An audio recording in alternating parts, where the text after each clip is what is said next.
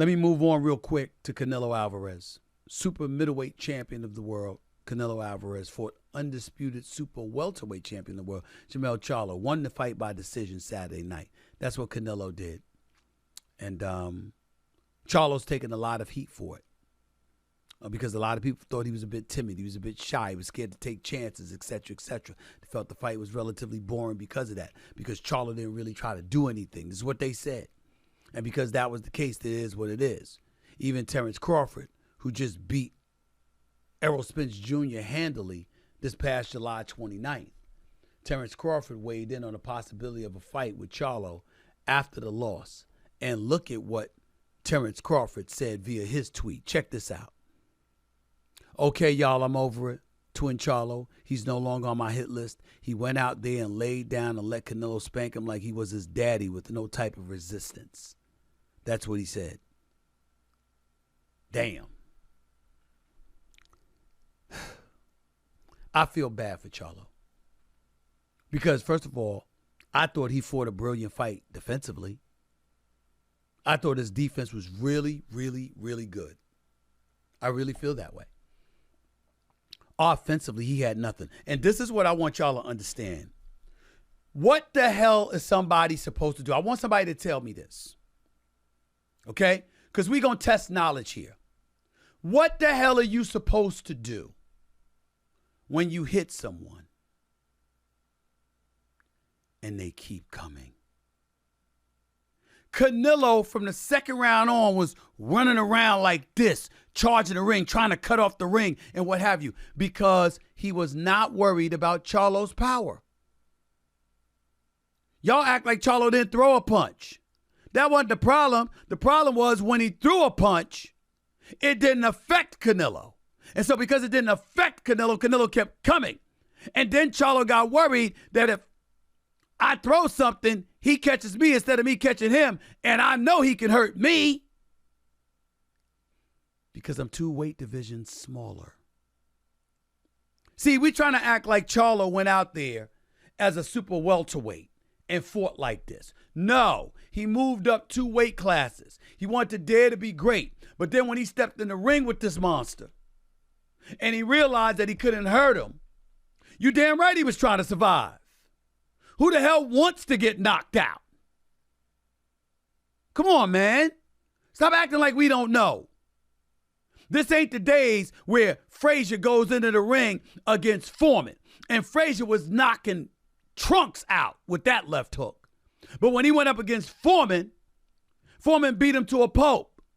God rest Joe Frazier's soul, by the way. It got to a point where Frazier turned around and tried to run. And Foreman punched him in the back of the head. My daddy, Ashley Bassel Smith, passed away in 2018. God rest his soul. Until the day he died, in August of 2018, it was the funniest moment of my father's life watching sports. There is nothing that made him laugh harder or longer than when Frazier got knocked out by Foreman and Foreman punched him in the back of the head. Nothing. We saw a guy like William Joppy years ago try to go into the ring and attack, Felix Trinidad. Felix Trinidad walked through him. Almost knocked him out in the first round. He was holding on for dear life. Beat him to a pulp. What do you want him to do? To me, the kind of fight Charlo fought was the kind of fight Ryan Garcia should have fought against Gervonta Davis. Protect yourself defensively. Be adroit defensively. Block those shots, the body shots, the head shots, even though Charlo got caught with one that ultimately put him to one knee. And I get where Terrence Crawford's coming from, but Terrence Crawford, where you going, bro? You gonna fight this kid Ennis, who's special, by the way? Because if you ain't gonna fight him, who you got? You want a rematch with Errol Spence? Most of us don't want to see that. Now, maybe it was because of the weight, and maybe Errol Spence Jr. was weak, and maybe he wasn't trained. I don't know. But I do know this. Errol Spence got destroyed in that fight. So much so, none of us want to see him back in the ring with Terrence Crawford. Not too soon.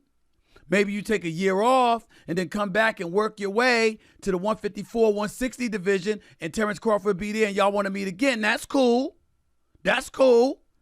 But you don't need to be going back in the ring with him this December. I know that much. Charlo should not be maligned for this fight.